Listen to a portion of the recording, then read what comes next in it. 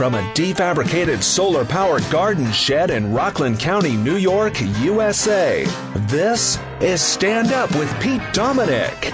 On today's episode, job interview tips for when your work history is one big cool story, bro. And now, the podcast host who has all kinds of job work stories he'd like to share, Pete Dominick! Oh, do I, as always. But you gotta come to the Thursday night hangouts if you want to hear my job work stories, and bring your work meal because it'll be a riot. Hello, my friends, and welcome to today's episode of Stand Up, where I have a great conversation I think you're really going to connect with. Comedian Corey Ryan Forrester, one of the liberal rednecks, on what it means to be a man, a family man, a hardworking guy, a progressive guy living in Marjorie Taylor Greene's district in Georgia, and so much more. I really am very happy with this conversation, and I'm sure that you're going to love it for a lot of different reasons. So that is coming up. But first, I want to take a moment for a trial balloon to float an idea out there to get your feedback, which is I have, for the second election year in a row for town council, I've been asked to run again for town council where I live. And I'm heavily considering it, talking with my family about it, and very close to making a decision. But I wanted to tell you first, so many of you have been with me for so long, and I mentioned it during the hangout last week, and I think I might have mentioned it briefly on the show because I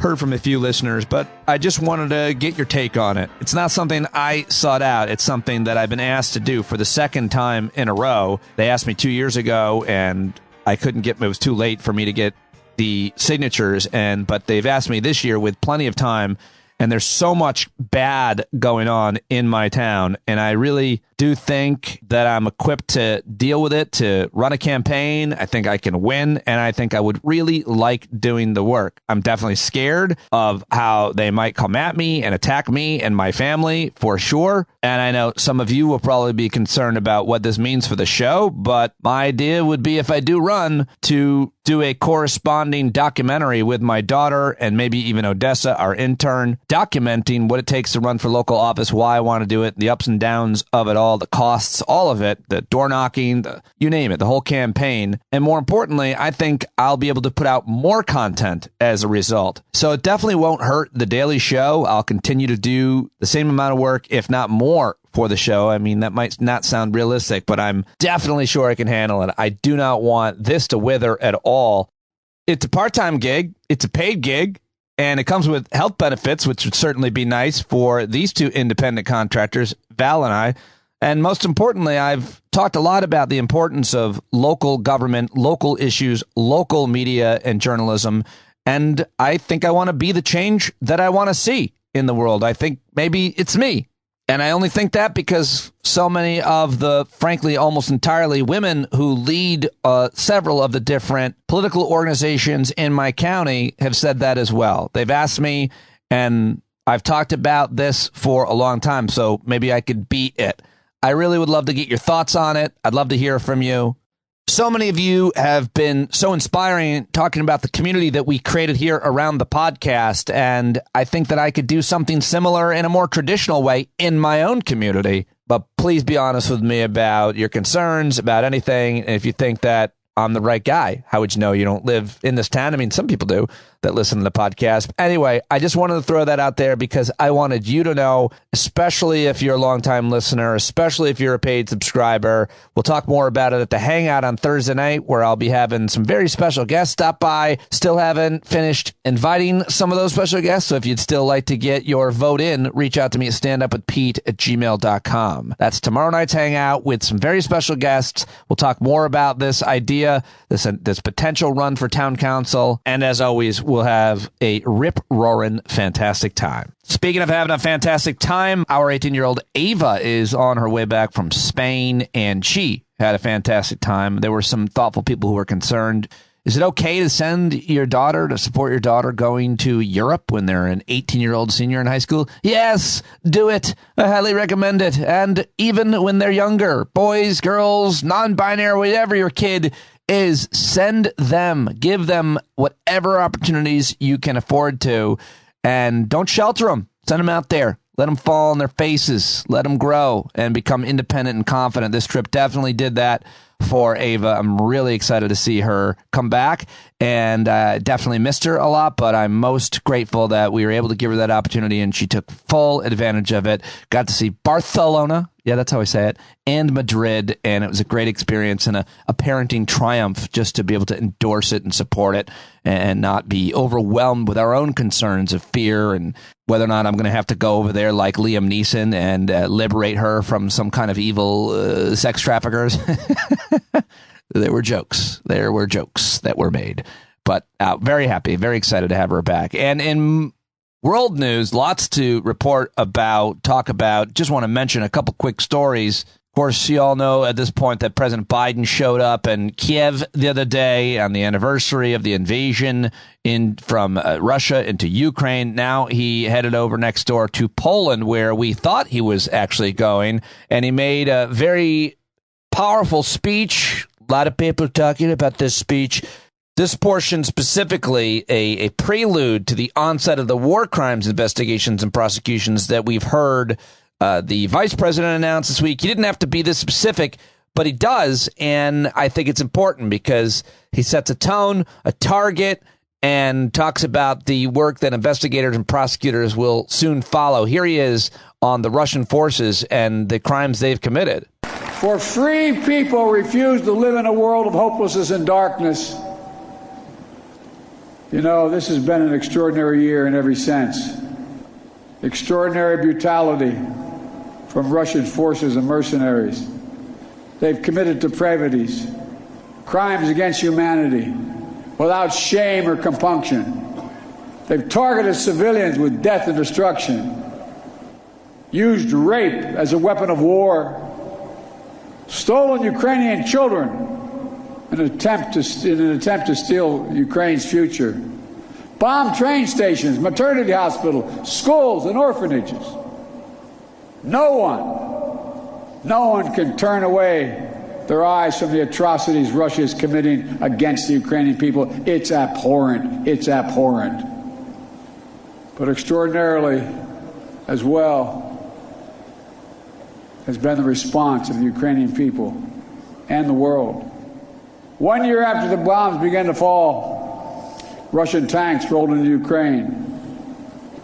Ukraine is still independent and free.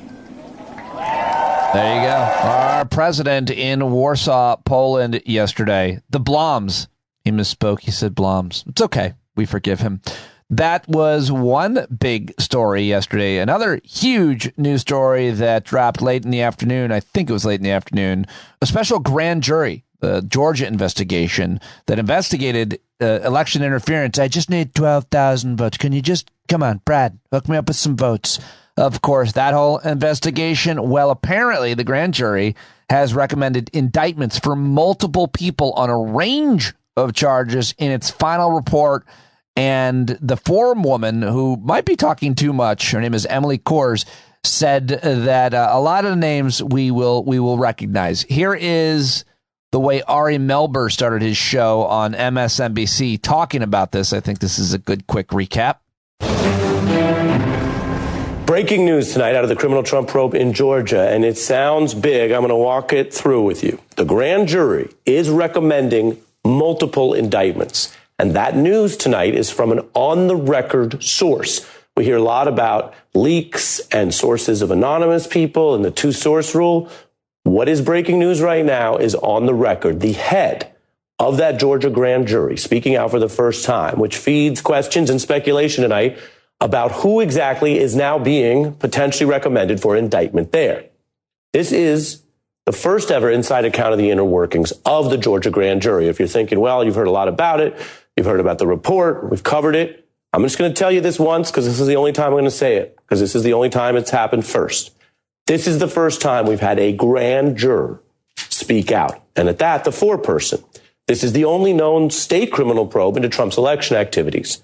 The jury's leader, a four-person, now today for the first time speaking out in a series of interviews, first to the AP, then to the New York Times, and it is making waves, announcing for the first time the fact that she says this grand jury recommended indictments for multiple people on a range of charges.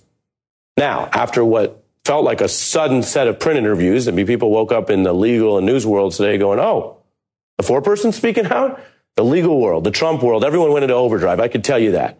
And NBC's Blaine Alexander got the big TV news interview here with the four-person, Emily Kors. Here's an excerpt of the big interview. It's not a short list. We saw 75 people, and there are 6 pages of the report cut out, I think, if you look at the page numbers. So it's not... So we're talking about more than a dozen people? I would say that, yes. Okay. Are these recognizable names that people would know? There are certainly names that you would recognize, yes. There are names also that you might not recognize. All right, there you go. That is a courtesy of NBC Nightly News and Ari Melber on MSNBC. And then a lot of people who I follow that are legal experts are saying, okay, thank you to the four-person Emily Kors for that, but now you should stop talking. You've said enough, and now maybe be quiet. But let the speculation begin, including when we're going to find out more, much less who we're going to find out those names are. But that's a huge, huge story breaking yesterday, of course. And the Shed newsroom here at Stand Up will continue to follow that story for you. The other big news story that continues to develop is what's going on in Ohio with this train derailment and release of toxic chemicals. Who's to blame? Most people are looking, of course, at Norfolk Southern, the railroad line itself. PBS NewsHour co-anchor Jeff Bennett grilled the Norfolk Southern CEO Alan Shaw on Tuesday. Here is some of that. A question about rail safety, because in November and December, Norfolk Southern met with federal regulators and pushed back against this proposed rule that would have, in most cases, mandated at least 2 crew members on trains. Why did Norfolk Southern spend so much money, millions upon millions of dollars, lobbying against it? What we're really interested in is solution-based safety rules, and we're very focused on following the science. And with respect to this accident, the National Transportation Safety Board, as you know, they're in charge of this investigation, and I'm very much looking forward to their results of their investigation. Once we have that, we're going to sit down and we're going to figure out what we could have done better. As you can imagine, every day since this occurred, I've been asking myself, what could we have done better? What could we have done to prevent this? So we are fully cooperating with the NTSB and the FRA. I'm finding out what happened here, and we're going to make Norfolk Southern and the industry a safer railroad. Yeah, I'm pretty sure nobody believes him. He wouldn't even answer that question from PBS NewsHour Jeff Bennett. All right, well, we will obviously be continuing to follow that story as well. If you live in or around Ohio, I'd love to hear from you. Carlo up in Canada emailed me and said that he's heard from people that they should be masking, not because of COVID, but instead because of the East Palestine trail derailment and fire in Canada. So I'm not sure which way the wind is blowing, but yeah, scary stuff and important stuff, which is why I mention it to you here at the opening. In closing here, the news segment, I'd say the other 2 big stories that I'm paying attention to and following are that Russia's Vladimir Putin has pulled back from the last remaining nuclear arms control pact with the U.S. That's an important story, as is the outcome of the elections in Wisconsin yesterday that our intern Odessa voted in. Wisconsin election results for their state Supreme Court primary election. And the results will come in too late for me to report here, but I'm sure you'll have them in the morning. All right, that's it. That's all I've got for you. Coming up, my conversation with Corey Ryan Forrester, hilarious comedian. We had a great conversation, but quickly, a message. Speaking of my intern, Odessa, she has a tape message that's going to sound live. Take it away, Odessa. Hey, guys. I wanted to take over the show just for a minute to let you know how much I've been enjoying this internship. And no, Pete did not just tell me to say that. This message was my idea because I wanted to say, when I first signed up for this internship, I thought I was taking a great opportunity to learn how to produce a podcast and work with a really talented person at the same time. Then I found out after a few Thursday night hangouts that it isn't just a podcast. It's created a whole community of people all over the country. And that's what makes it really, really special. So if you haven't taken advantage of the community aspect, I highly recommend it. And what I'm hoping you'll do is send me a video or voice recording about a minute long, what you love most about the community, maybe some of the people that you've connected with and why it means so much to you. That way we can promote one of the most special parts of the podcast. So send me a video or voice recording at standupwitho@gmail.com. Okay, now back to you, Pete. All right. She nailed it, folks. She nailed it. standupwitho@gmail.com. Yeah, great community. The Discord platform, the Hangouts. I just saw that Nick Martino and Barry Hummel got together in their Hawaiian shirts to celebrate Mardi Gras in Florida because Nick in Massachusetts took his family down there to Barry. People are always connecting, and thank you very much, Odessa, for that message. And hopefully people will send videos or voice messages to her, and hopefully you understand how to do that. Just make a video and send it to Odessa, and we can promote this amazing community and help people feel less alone and connect more. It really is great. All right, on tomorrow's show, I'm going to be talking to Tom Merritt of Daily Tech News about a whole bunch of technology stories, including all the controversy around the Supreme Court arguments that you might have heard about yesterday on Section 230. And I have a really great guest, a UCLA law professor who has written a new book called Shielded. It's Joanna Schwartz, two guests, both joining me for the first time, scheduled to join me on tomorrow's podcast. Really interesting book that she's written, Shielded, How the Police Became Untouchable. Fascinating conversation with her and Tom coming your way tomorrow. But right now, it's time for comedian, actor, author, podcaster, Corey Ryan Forrester. He's got a brand new stand-up special. You can watch it on Amazon Prime. You can listen to his podcasts, Putting on Airs and the Well Read podcast. You can see him touring around the country with his pals Trey Crowder and Drew Morgan. And you can hear him right now in a very special conversation that I think you're really going to enjoy. Let's do it right now. Comedian Corey Forrester. Yeah, there he is. One of the hardest working men, period, much less in comedy, as they say. Corey Ryan Forrester, welcome back and congratulations on the new special. I've just told everybody about it. Very excited. I watched it. Hilarious. You actually watched it, Pete? Thank you. Well, I appreciate that. I got a whole page of notes on it.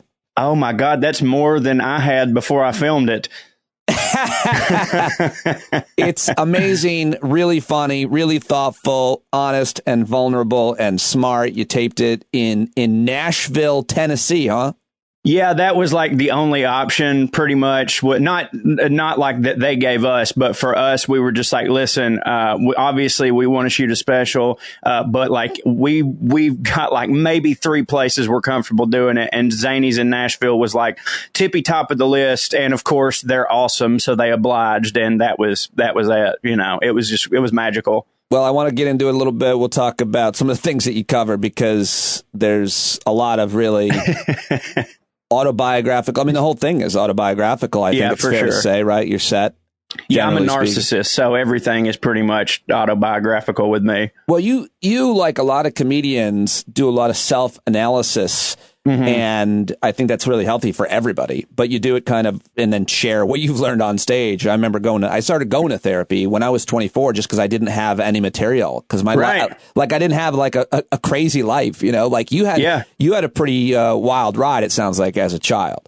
Yeah, I didn't have to, but I sort of made it that way for myself. And I've always thought this was not always, but I've been doing stand up this is like, I'm in year like 19 because I started at 16, which, the first several years don't count because I was an idiot. But I like pretty early on, I was like, this is like right around the time the Mencia Rogan thing happened. And everybody was so worried about like, well, I would never knowingly steal people's material, but it's so easy to like parallel think. And like, I don't want any. So early on, I was like, well, dude, if you only talk about stuff that happened to you, you can't, like, nobody can accuse you of that. They can say, oh, the same thing happened to me, and I talk about it, but they can't go, you stole my bit. I'll be like, well, I'm sorry, that happened to me when I was in middle school. You know what I mean? So that was my thought process, is like, as long as I'm writing about myself and completely in my voice, you can say that we have the same premise, but you can't say that I took your shit. You know, That's right. Can I curse? Yeah, of course. Exactly.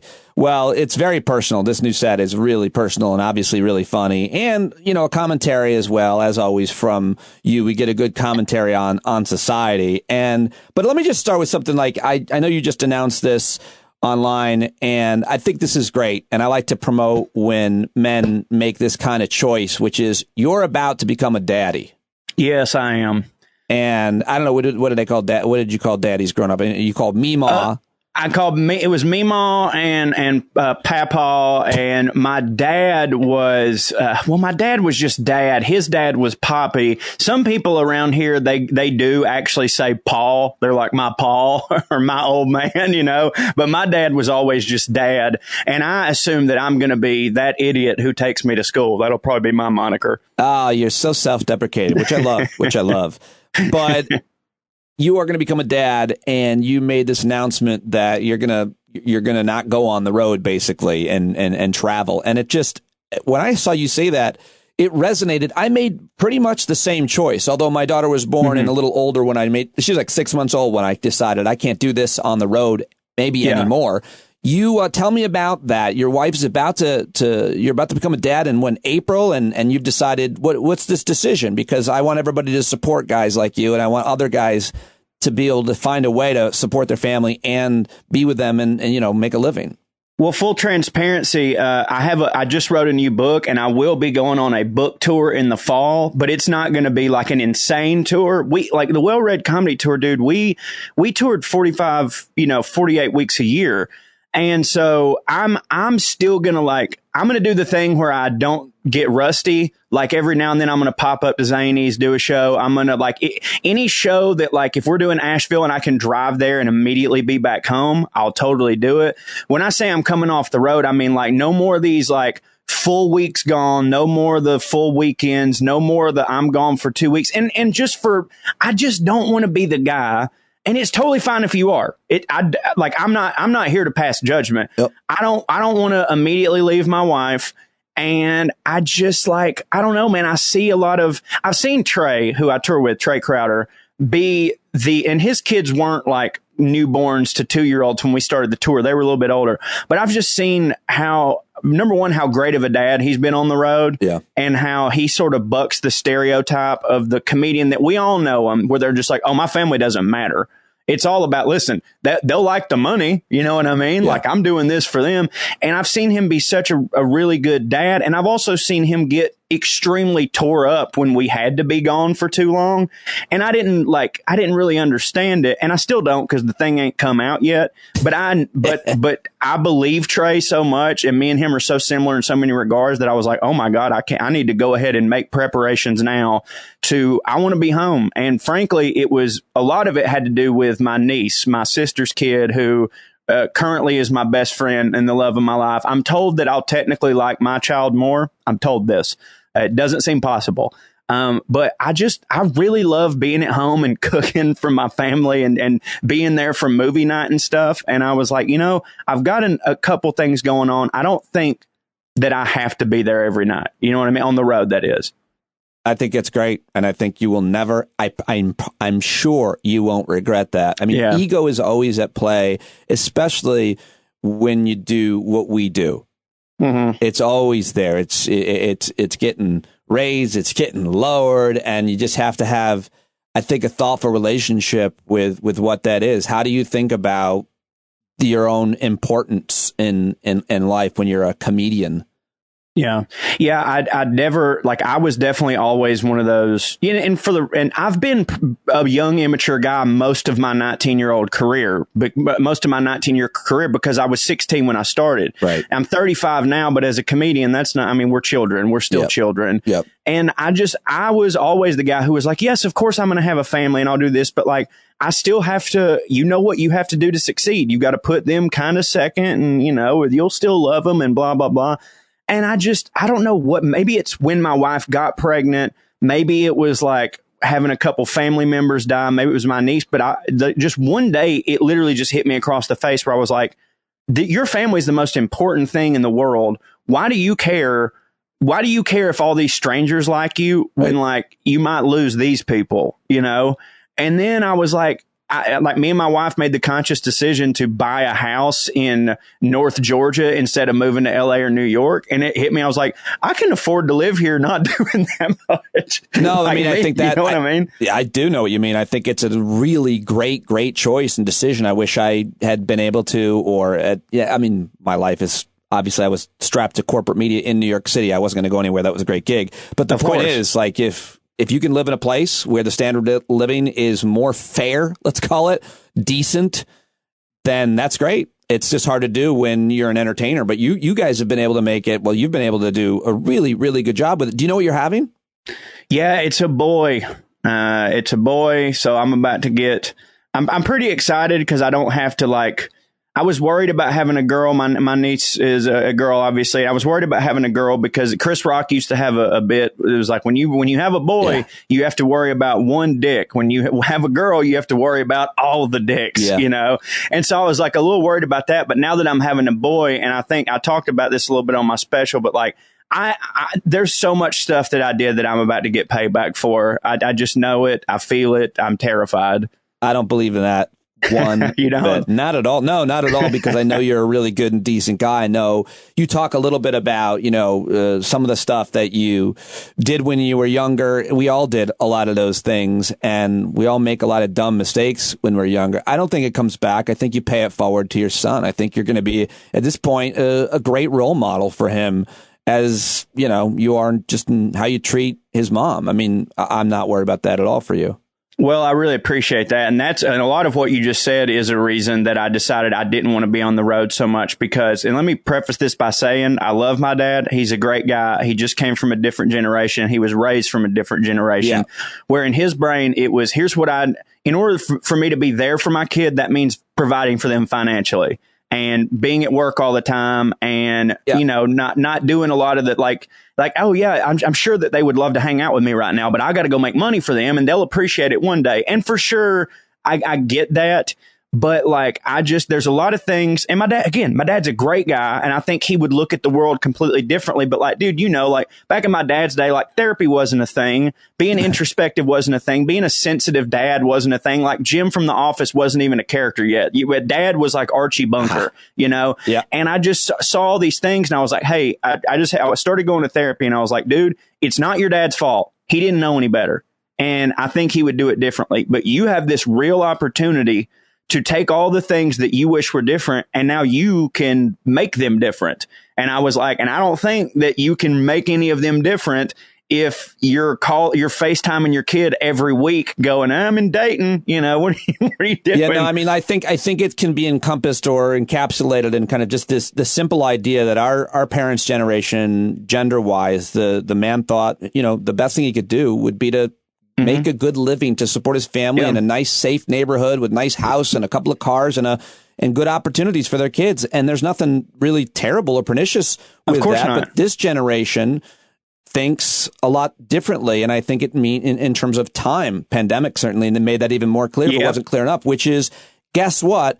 Your kids are actually happier in a shittier neighborhood in a smaller house with shittier cars, but they get to go fishing with their dad, but get to play cards with their dad, but they get to watch the game with their dad because dad is around. So they're not missing an in-ground pool if they have their dad who can take them to the pond. I mean, that's just the bottom. That's how I see it. I can't see it any other way. I'm very narrow on that. For sure. Yeah. And I mean, number one, my kid ain't going to have to decide between shitty neighborhood or what, just because I'm so privileged that even me not going on the road as much, like my kid's still going to have an amazing life. You know what I mean? Check. Yeah, exactly. But like also to defend my dad a little bit and not throw it all on him. You mentioned the pandemic, which got me to think, and this all starts with me wanting to be a better dad and stuff started with me wanting to be a better husband because I was exactly like my dad until the pandemic, when like me and my wife got together, and now the whole time we'd been dating, I'd been touring with Well Read. I'm like, so she knows the deal. And I had it in my mind. It was very subconsciously, but I had it in my mind that like, she's not allowed to complain about anything as long as I'm bringing home the bacon. You know what I mean?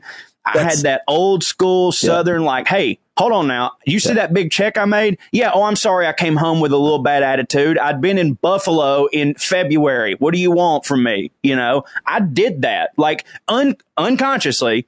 And one day it hit me. I was like, dude, that's not what being a husband is. Being a husband is, yeah, you need to provide, but like also you're supposed to like be there and not be a douchebag and be there emotionally and all that stuff. And the pandemic slapped me upside the head because we were home for the first time together. And I was like, you need to make some changes. And I started going, really, I needed to go to therapy because of me, but I started going to therapy because of the way I was treating other people. I was like, you can't let your demons turn you into this guy, you know?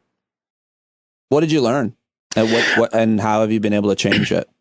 I learned, number one, that we do have choices in how we react. I was very much like, look, this is how I am as a person. I have rage issues, sure. But like, I just, I was like, you don't understand when somebody pisses me off, I see red or like I can't. And my therapist was like, no. He's like, you can, you don't want to. There's a huge difference. Yes. You don't want to. Right. You don't want to change anything about yourself. So it's so much easier for you to say, this is who I am as a person. He's like, you have control over this. You don't have to do this. And just things as simple as like starting to count to 10. It sounds dumb. Yep. It sounds so dumb. But just like anything, if you do anything for a certain amount of hours, it just becomes second nature to you. There's something. It's the moment between stimulus and response. I've heard that phrase so many times that it should have a name. We should give it a name. We should call it we should call it the taint of the brain. It's the taint. That moment between I'm having a take the taint. Take the taint. I have so many thoughts and views on that. And it sounds like we have a similar issue. And I bet a lot of comedians have that issue because I'll just describe it and let me know if this resonates. I wasn't planning on bringing this up, but the way you're describing your issue, it sounds so much like mine and a lot of other men, but certainly comedians, people who are good, fast, smart talkers. Yes. Meaning you are wronged. Guy cuts you off in traffic, get in a serious fight with your wife where you feel disrespected, your parent, a friend, a business partner, a comedy club, an agent, somebody does something that is clearly wrong and disrespectful. You, Corey, me, Pete, we're super talented at dressing someone down, at speaking our mind, at speaking up for ourselves. We've had to do that, and we're good at it, and so we can do it. And you know what? I'm going to damn right take the opportunity to do it. And guess what else? I'm going to feel good while I'm doing it. I feel powerful while I'm doing it. And then in the moments just after, whether it be a road rage or you're somebody important in your life, and then the hours after, and then the days after, you're just like, I can't believe, why do I react that way? Does that sound anything? Dude. You are, it's like I'm talking to myself right now because that became another thing that I learned and I realized was that like it didn't matter if I was wrong. I was so good at talking that now, unless I'm talking to another comedian because they could go right back at me, but like any situation, if me and my wife getting into an argument, I'm going to win that argument. Am I right? Yeah. Not sometimes. Yeah, sure. Not always, but am I going to win that argument? Yes. I'm a professional talker. And not only am I a professional talker, my whole job is predicated on making people like me and agree with me and go with what I'm doing. And I'm real good at it. So I started learning, and that was another thing I learned in therapy was that like my ego, anytime I was wrong, I genuinely thought this, if I did something wrong, I thought people were going to think less of me immediately and not like me. So I always had to defend myself. Even if it was you took the last yogurt, you know what I mean? I could somehow turn that into, well, the reason I did is because of it and whatever. Jesus, there was a yogurt? Yeah, just anything. At the center of all of that rage, a yogurt. It wasn't necessarily my rage. It's my defense. Like, I know what you're saying. My defenses were always up. And like Trey, I started going to therapy for this, and then Trey pointed it out to me one time. I can't remember what it was. We were in Europe, and we were writing our newest book. And I did something, and Trey was like, oh, shit, we were supposed to, I missed a turn or something like that. And instead of just being like, oh, right on, I'll hit this right and then hit that left, I went on this whole diatribe about why it was that I missed it. And actually, it was because the maps in Europe are off just a little bit, and I'm used to seeing meters and blah, blah, blah, blah, blah. And he looked at me and he goes, do you think I'm going to be mad at you if you missed a turn?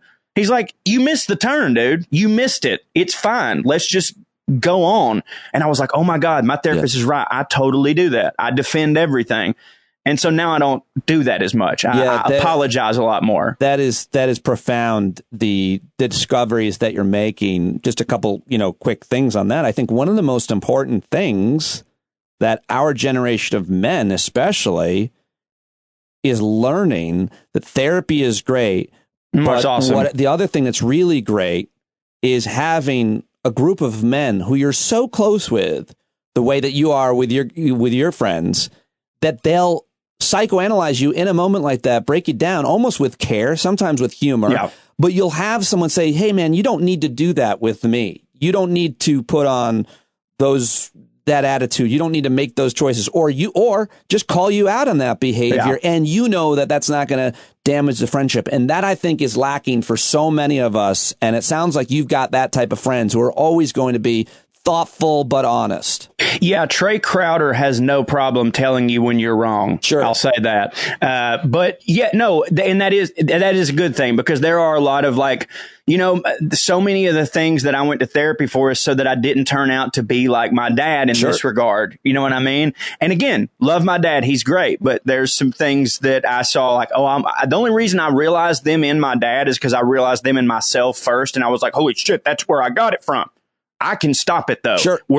I'm not complete. My paint ain't dry yet. You know what I'm saying? Yes, I do. I think it's a great way of looking at it. My paint ain't dry yet. I actually do that every day. I have this new thing that I say, I have a whole practice. The one thing I also discovered, and I've been proselytizing about this, is it's great if you go to therapy. It's great, as I've mentioned, number two, if you have a group of friends, good guy friends, especially, to be honest with you, that you talk to on a regular basis, do things with. I have that.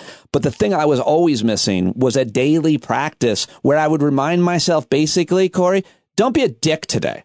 Yes. To anybody. Yes. Don't react emotionally to anybody. Yes, man. And I sit and I meditate and I say certain mantras in my mind like that. And it gives me a whole perspective. And the final point is just jumping up what you said. Today, the paint ain't dry. Today, I'm a brand new canvas, and there are infinite possibilities. Yeah. And you're going to learn that as a dad every day, even if you don't want to, because you mess up and the next day you get to make up for it, or the next hour. Moment.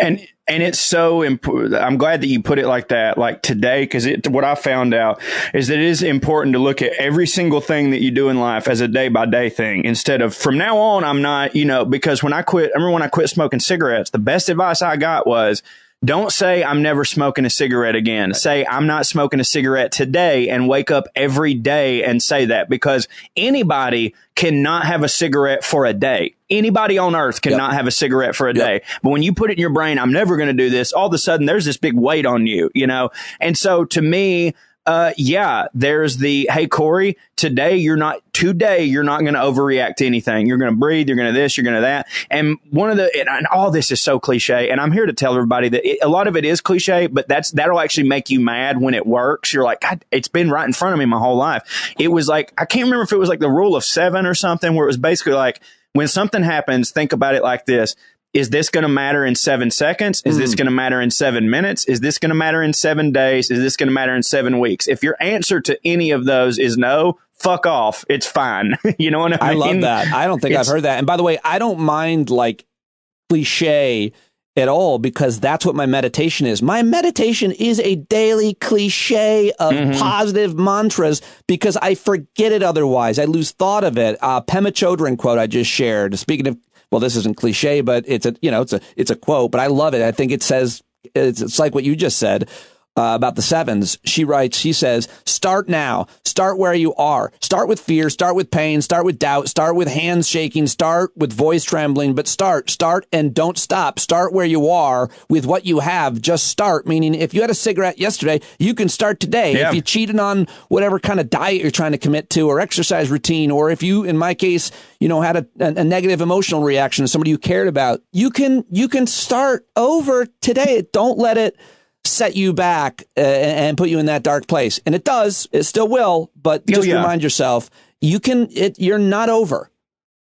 Yeah, man. And that's just helped me so much. And I think that if I had never started doing that, then I wouldn't be talking to you about how I'm about to take more time off the road. I would be chasing the road because my ego was the only thing that mattered to me. And I would have been too worried. And I still am kind of worried that it's man, if you take too much, people know who you are right now, kind of you're kind of in a moment where you could really do some things. And if you just kind of take your foot off the pedal, they're not going to remember you in 2-3 years when your kid's old enough and you decide to really go back full tilt. And that's true. And I just have gotten to a place where I don't care. That's fine. That's great. I just don't care. That's great. And it's mostly a false narrative anyway, because it used to be more true than now. And you guys prove that by sitting in your car or making the videos that you make, and they get hundreds of thousands of views. Nobody's forgetting about you when you run around with your shirt off in the Intercontinental Belt. If you're feeling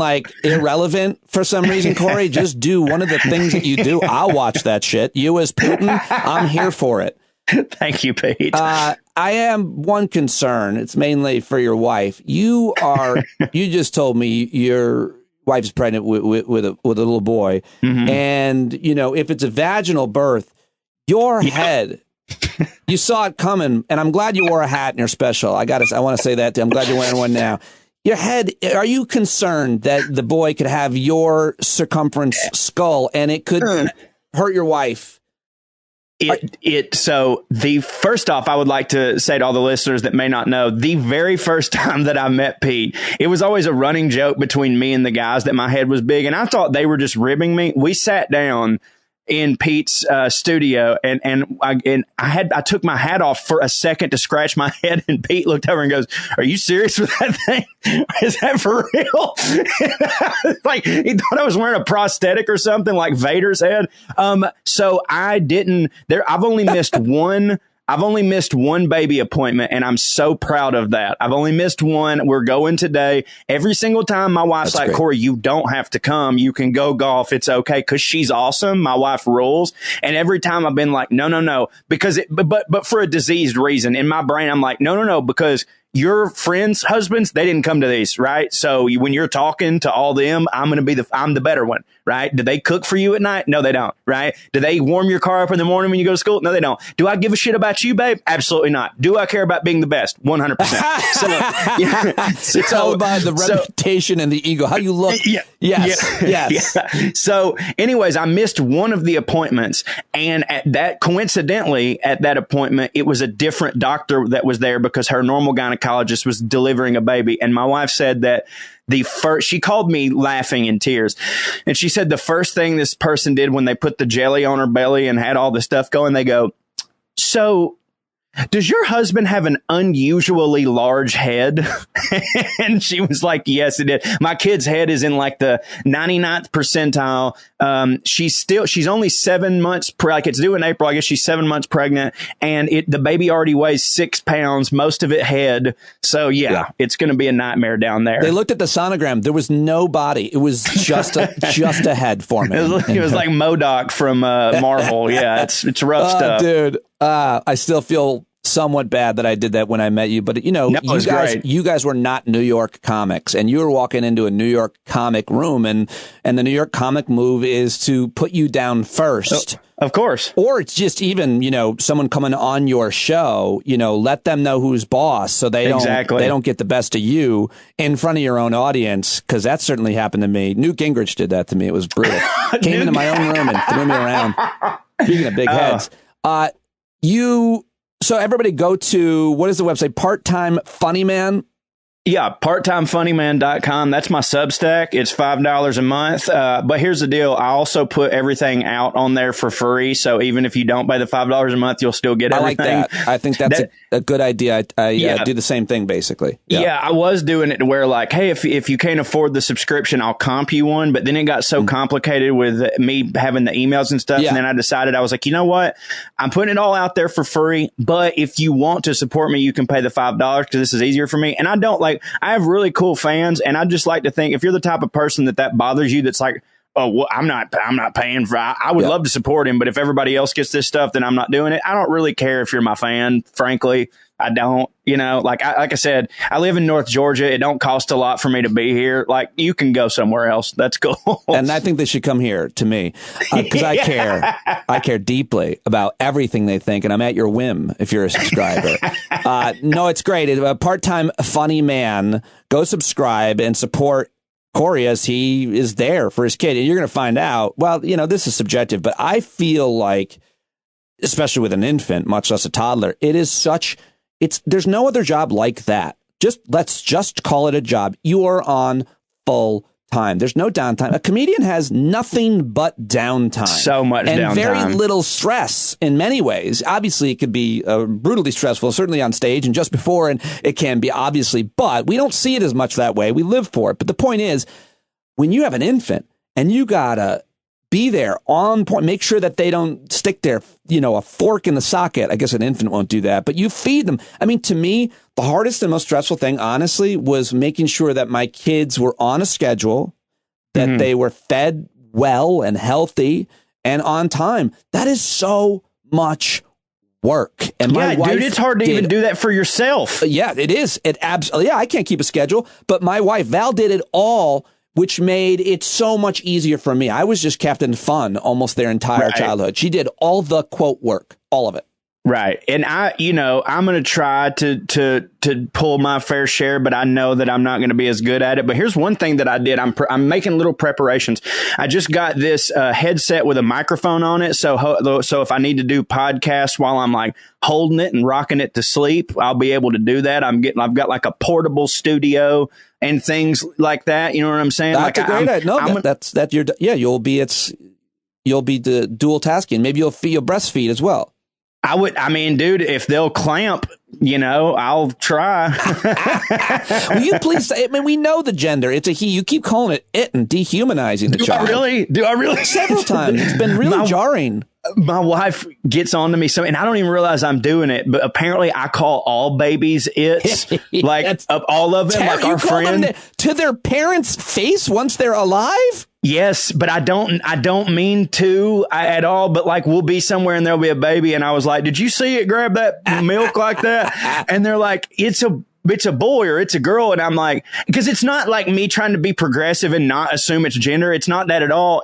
I don't know what it is. Like a baby to me isn't, and I don't mean this it's not a person. We should be able to kill it till it's 12. I mean, like they're a different species. Like that's not me. Look at it. It's too funny. Like, I don't know, but I always call them it like an idiot. I think it's weird that you always refer to little kids as its, but yet you always have the accurate reference to what an ever species animal's young is. Like you nail every time, apparently. You're like, oh, look at the fawn. Oh, it's a small colt. Like, why are you so specific about animal children, but you hate human children? I don't know what it is, man. I think it's that like I was really into Animorphs when I was a kid and like the Muppet Babies, but like actual children did nothing for me. I don't know, but like, yeah, it's really weird. But let's test you right now. What is a baby moose? Meese? It is. It's a calf. Oh, a calf. Okay. Yeah, I think most of the because is a moose a mammal? Well, I mean, I basically broke out of the improv narrative that I just created around you, tested you, and ruined the whole thing. Is it Mace? How about this? Let's go, move on to like just kind of how you're seeing the world. And I have the perfect segue. How do you see raising it in these times that you are have a great perspective on these times, having grown up, how you grew up, where you grew up, and being this quote liberal redneck, as it shortens and minimizes all of your thoughts and who you are. But I mean, you live in Marjorie Taylor Greene's district. Yeah, I do. Your perspective is I think really valuable. I really like to hear from you. What do you think about raising it now in these times in America? And we're about to secede. It's so funny because everyone. When you hear parents now, no matter what their political affiliation, they go, "Oh my God, I'm just so worried to raise my kid in these times." But both of them mean a completely different thing. You know what I mean? Like the Republicans are like, it's going to be so hard to raise my child in these times where we're trying to be so inclusive, and maybe they'll grow up and not be bullied. Like, I don't really understand how they're going to make it. How are they going to be hardened to the world if people aren't calling them queer every day? And it's, but then the liberals are like, I don't know. I don't want to raise my kid in these times because, corporate overlords and fascist capitalists are making it to where we can't even have a roof over our head, and the water's going to cost a lot more money, and they're going to charge for air. And both people have valid points. Both people have valid points. Sure. But to me, the thing that really helps me calm down is knowing that no matter what generation you're from, no matter what decade, everyone thought the same thing then too. Like, there had to be, during the Depression, there were people going, "Can you imagine I don't want to bring a kid into this world right now." If you go back and listen to old timey preachers have always thought we were in the end times. At present every time, and they were all wrong. Yeah, because I hear you. But since we are now, what do you think? No, it's going to be difficult. It's going to be, and I don't know. My ego is pretty big, but I do know that no matter what I think I'm going to do for my kid, or what I know that I can't possibly know. I don't know how it's going to actually go. You like to go, well, I'm just going to tell my kid this, and then it'll be fine. I do know that all I'm going to try to do, all I know that's possible is to go, "Hey, JB, my kid's name is going to be Jansen Bain. It's going to go by Bain, but I know that people are going to call it JB. JB, listen, here's the deal. Don't be an asshole. That's it. That's my only advice to you, is that these people, because it's going to go to school, and kids are going to be like, "Oh, your dad's the liberal communist, right?" Right. And the only thing I know to tell my kid is, "Hey, man, they believe their thing. You believe your thing." Yeah. At the end of the day, you just need to be a good person and be sweet to everybody, and everything will be okay. And I know that shit ain't true. You know what I mean? But that's what I'm going to tell them. Yeah, no, I think you'll craft that message on a regular basis, age appropriate, as it runs into different types of issues. I think we should agree now that the best thing you can do for humanity is right now dedicate your head to science after you die. Yes, so they can use it to cover the Superdome if the tarp ever blows off. Yeah, because if after a natural disaster, they need quick shelter for people. A tornado comes through town, they Forrester them. Just take my head, cut it off, and make a dome to put over Louisiana whenever there's a flood or a hurricane. I feel bad about my jokes, but I also feel bad that one of the reasons I definitely wanted to talk to you was after hearing, something. It wasn't her most recent comments, Marjorie Taylor Greene saying something. I thought to myself, who are the people that support her, and why do they support her? And then I started thinking about, just kind of sexism. Like, a lot of people, including liberals, whether they realize it or not, sometimes I think we don't love strong female politicians or leaders. And we often will say this weird thing. I've heard a lot of guys say this, well-meaning, "I don't know what it is about her." And I'm always like, I think it might be that it's a her. And maybe, be sensitive to the fact that maybe you just don't, there's something in there. You don't like her voice and the way she's telling you to do stuff. But I wonder if that's not applied to Marjorie Taylor Greene. She's tough to listen to no matter who you are. She's, my perspective is not important. What I want to know is who are these folks? What are they like? And maybe you can give me some texture on the type of people who support her. Well, first off, when it comes to Marjorie Taylor Greene, I wish that old school 1800s Georgia sexism was actually still around, because then she would have never gotten elected, like. Well, if she's upholding, but if I do think that women, if women will uphold, men's rights and patriarchy, then they're a good messenger. If black people will uphold white supremacy, then they are also a good token to put up for office, or, let in the house in the olden times kind of thing. Like, you can be that, and we can support that. Sorry to interrupt. No. I'm glad that you said that, because that happened with Herschel Walker, where I was a staunch opponent of Herschel Walker, and some of my conservative friends were like, but he's black, you're supposed to like that. And I was like, not all of them.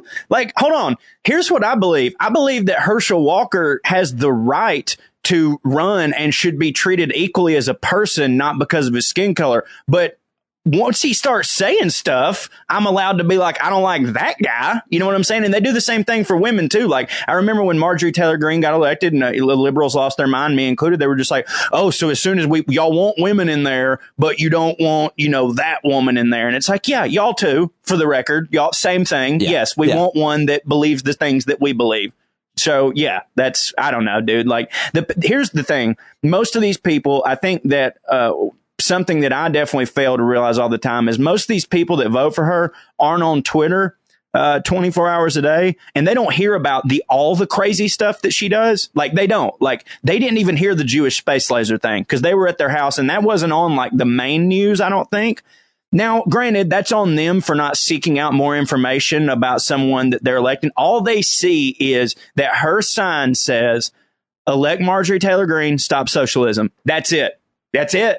That playbook is that what you hear a lot? I mean, do people seek you out knowing, because that certainly happened in my community, they almost want to argue with you because they can't find somebody. You're a public person. Because there's 20 of them and one of me. They love doing that. God. Yeah. So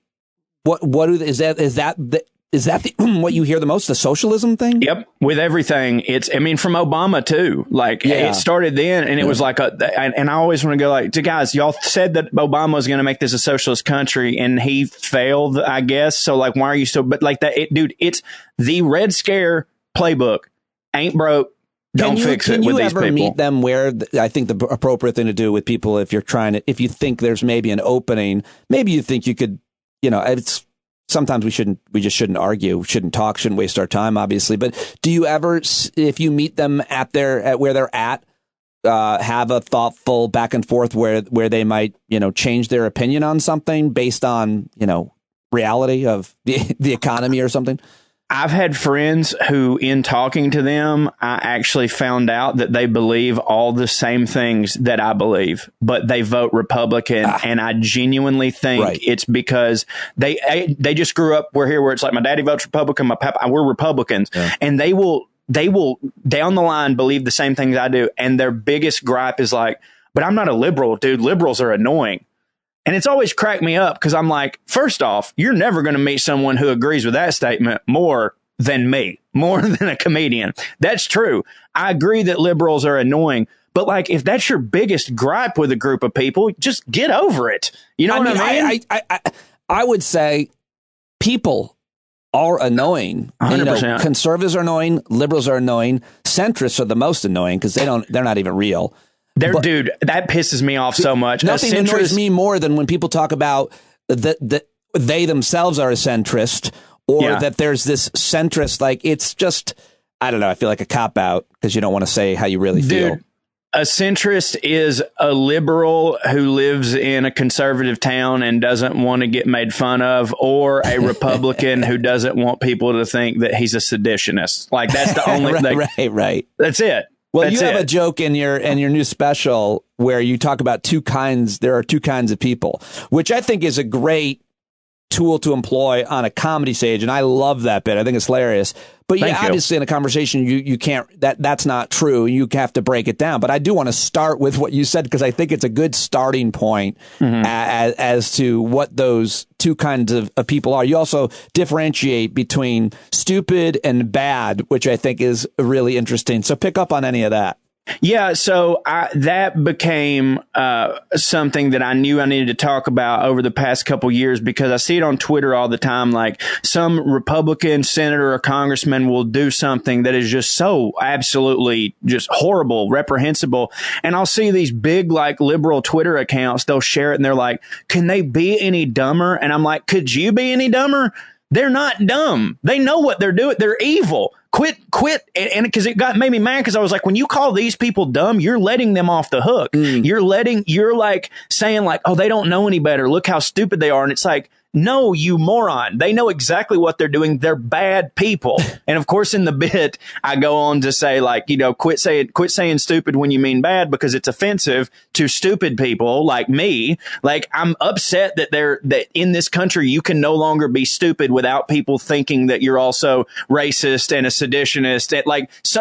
There's well-meaning stupid people out there in this world. And also, just because someone says a thing that you disagree with politically does not make them stupid. Most of the time, they know maybe they know that their base is stupid and that they'll fall for all of this stuff. Sure, but like, at a certain level, especially if listen, a congressperson can probably be stupid because it doesn't seem to take a lot to get elected from that. But once you get up to like senator, mayor, you know, governor, any of those, they're not a stupid person. They can't be. In order to win any of those races, they can't be stupid. They can be manipulative.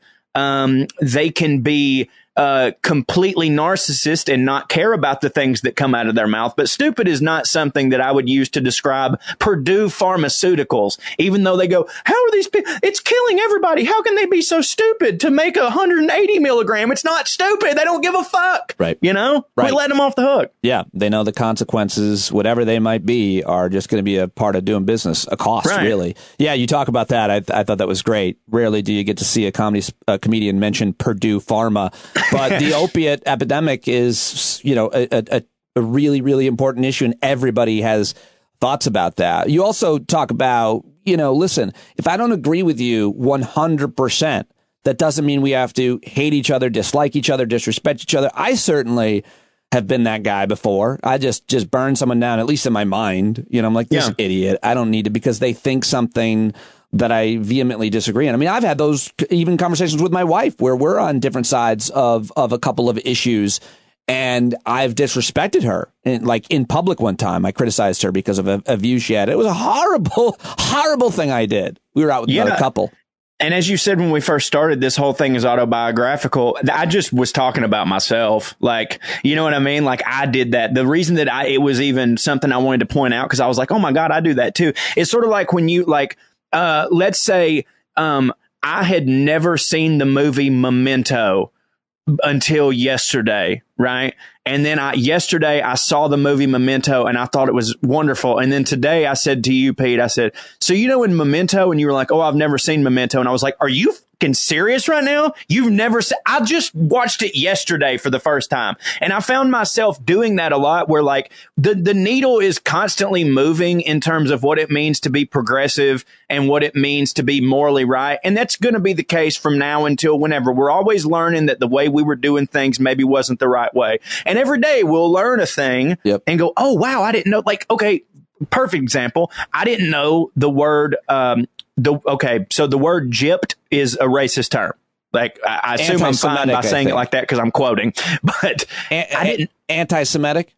It's anti-gypsy. But anti-gypsy, right? Oh, yes, right. Same thing though. It meant the same as like you Jewed them down, you whatever the right. So that one's probably a little more clear that they meant something bad. But I never knew. In my mind, gypped had nothing to do with gypsy. Well, I learned that not that long ago, and I remember my dad saying it, and then me going like, "This pig," and it's like, you just now got this information. Why would you respond with this fucking asshole? The way to respond is to go, hey, I don't know if you know this. Matter of fact, I didn't even know it till the other day. So like, I'm not mad. That's actually not something that we're supposed to say anymore. And I think that if more conversations started out like that, then just going like, I can't believe that you blah, blah, blah. Then that person does have that reactionary going like, oh my God, I swear to God, you don't even know something. And then you get yelled at for doing it. Now, a lot of times those people, if they heard you nicely explain it, they would just go, huh, queer, and then leave. But like, for the most part, that's how I feel. I like that explanation a lot. And I was just disappointed in your new special available at Amazon Prime that you didn't attack any trans people at all. Why not? Why not take the risk and separate yourself from the pack? I was setting them up for the next special. Frankly, I only like to attack one marginalized group per special, and I chose the rednecks this time. Yes. So the trans, which the rednecks or the transams, So it's coming. It's coming. By the way, I would like everybody to know that the way that I talk on my special is a lot funnier than my explanations right now when Pete asks me questions. Now, I don't know why. This show is not known for its humor or comedy, Corey. I'll tell you that. And finally, what is the name of a baby duck? Pete, that is a moulard, I believe. Right? A moulard? I'm sorry. We would have taken duckling. Oh, duckling. That's right. I actually did. That was like a trick question. It was. Because, of course it's a duckling, for the love of God. That's exactly why Jesus. I chose it. I've been thinking about it for 30 minutes. What should I go with? I was wondering why your attention span seemed weird on a couple questions. I was I saw you looking at something that's a comic with a bit. It's a podcast host without a producer as well. Yeah, right. Is it recording? Is it on? Am I on? Been there. Listen, man, I could talk to you forever. Congratulations on the special. I hope folks will consider supporting your work. You're really a hilarious guy, but you make people think a lot, as I think is evidence from this conversation. I always love talking to you, and I'm really excited to see everything that you're doing. Keep it up. Well, thank you, Pete. I really appreciate that. Remember, it's parttimefunnyman.com. And just so you know, it's not just giving me $5. I write essays. I write poetry. There's bonus podcasts. I do Civil War stuff. And that's about it, actually. But I'd appreciate it. There's a lot of wrestling. There was a long stint of you getting very heavily involved in wrestling. If not and wrestling. I still very much am. Yeah, my son is going to be wearing tights. You by also the time did a whole thing, at least I feel like last year with your health and fitness, that you were documenting that a lot too. How's that going? It's going really well. The main reason I was documenting it a lot is because I was helping my buddy, who UncleBod.com. That's his business. Oh, okay. And our exchange was, because people think they're like, oh, this Uncle Bod must be paying you a lot. No, they're not. That's my best friend of 33 years. And I was like, hey, I'll promote your business if in exchange you make me die later rather than sooner. So he's a personal trainer, fitness dude. Yeah, personal trainer, fitness dude. He's the best. And awesome. No, I feel great. I probably put on about 6 to 7 pounds from the holidays that I'm still shaking, but overall I'm still down 45 and feeling better than ever. So yeah, man. I can't believe you're not making baby weight jokes for yourself. I'm worried. I feel like I need to lose 20 before the baby gets here so I can gain 10. You're going to have a great time, and I look forward to you becoming a dad, and I'm very excited for your family and everything that's happening for you. Thank you so much for talking to me, Corey. Congrats. Thanks for having me, Pete. I appreciate you. All right, there he goes. Corey Ryan Forrester. Great guy. Go support him on Patreon. Go support him at the website Part-Time Funny Man, and I really appreciate him joining me, and hopefully I'll get to his pals Drew and Trey as well soon. That's all I've got for you on today's episode of Stand Up. I hope you'll come back here for more tomorrow. I hope you'll support the podcast with a paid subscription today. Review it and give it 5 stars on Spotify and iTunes, Apple Podcasts, and tell your friends. Tell your friends about it. Thank you to new subscribers. Got to give some shout outs to new subscribers at some point this week. I will do that. Very excited to have several new subscribers, but we're nowhere near the goal of 3,000 subscribers that I'd really like to get to. And there's a lot more folks listening than subscribing. So sign up now and join us on Thursday night at our Hangout, anytime on the Discord platform. You're never alone if you're a member of the stand-up community. All right, be the change you want to see in the world. Get back to me with your advice on my potential run for town council and anything else you want. standupwithpete@gmail.com. Talk to you tomorrow.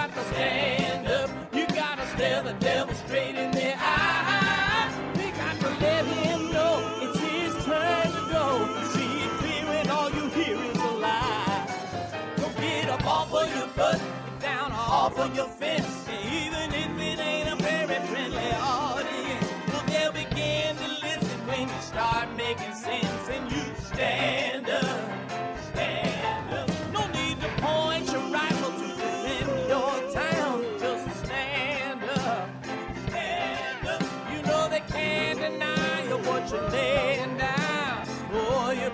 stand up, stand up.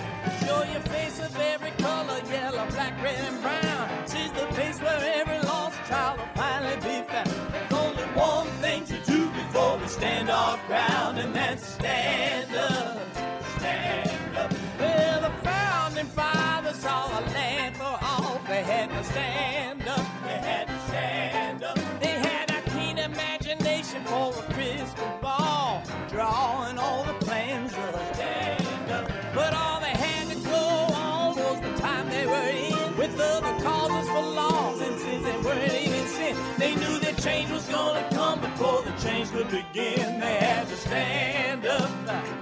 All right, they had to stand up. We got to stand up. We got to look the devil square in the eye. We gotta let him know it's his time to go, and make it clear when all we hear is a lie. Why you lying awake wondering where the money all went?